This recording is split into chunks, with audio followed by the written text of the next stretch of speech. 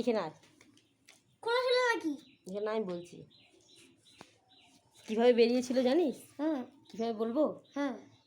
আমার মা তো খাঁচাটা খুলেছিল, খুলে তোদের খাবার দিচ্ছিল, ওই তো খাবার শেষ হয়ে গেছিল, উপর থেকে যদি খাবার দেয় সব তো পড়ে যাবে নিচে, তো তার জন্যই খাঁচার দরজাটা খুলেছিল।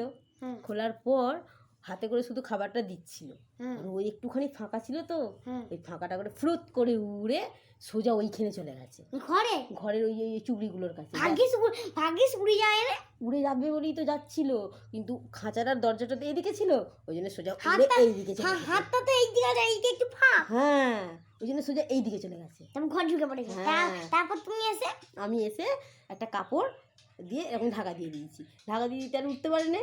তখন আমার ভাই গিয়ে, তোর মামু গিয়ে ভালো করে ধরে খাঁচার ভেতর ঘুরে দিল। কামড়ায় না, কামড়ায়নি, বুঝতে পারলি? তারপর আবার